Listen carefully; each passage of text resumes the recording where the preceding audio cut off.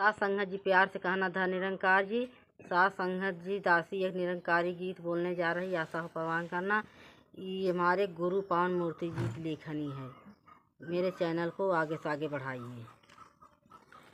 आइली गुरु के दुआरिया जमाने दिनमा, आइली गुरु के दुआरिया जमाने दिनमा, पवली गुणवा कई गठारिया तमाने दिनवा, पवली गुणवा कई गठारिया तमाने दिनवा।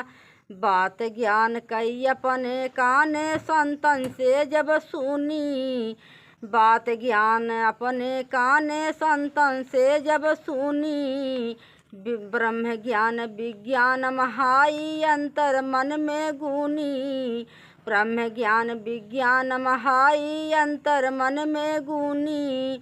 मनवा भर मोर हुकारिया तमाने दिनवा, मनवा भर मोर हुकारिया तमाने दिनवा, आइली सतगुरु के दुआरिया जमाने दिनवा, आइली सतगुरु के दुआरिया जमाने दिनवा, पवली गुणवा कई गठारिया तमाने दिनवा, पवली गुणवा कई गठारिया तमाने दिनवा।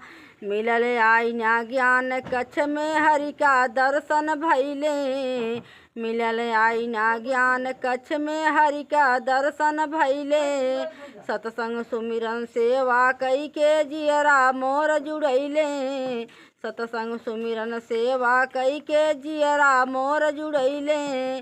बिहसई कायागढ़ नगरिया तमाने दिनवा हो, बिहसई कायागढ़ नगरिया तमाने दिनवा, आइली गुरु के दुआरिया जमाने दिनवा, आइली सतगुरु के दुआरिया जमाने दिनवा, पवली गुणवा कई गठारिया तमाने दिनवा, पवली गुणवा कई गठारिया तमाने दिनवा।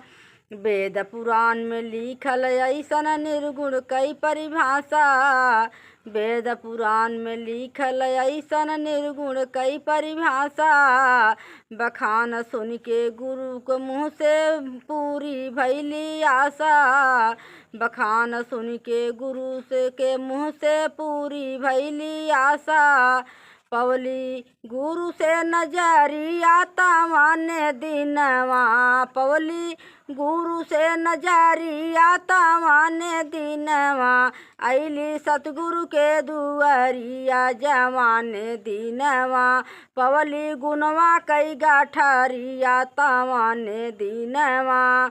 बड़ा प्यार संतन से पाई दुलार माता जी से, बड़ा प्यार संतन से पाई दुलार माता जी से, मूर्ति पावन कथन करई सही बात सबही से, मूर्ति पावन कथन करई सही बात सबही से, जागी गैली तकदीरिया तमाने दिनवा हो, जागी गैली तकदीरिया तमाने दिनवा, आइली सतगुरु के दुआरिया जमाने दिनवा, आइली सतगुरु के दुआरिया जमाने दिनवा, पवली गुणवा कई गठारिया तमाने दिनवा, पवली गुणवा कई गठारिया तमाने दिनवा। साथ संग प्यार से कहना था निरंकार जी।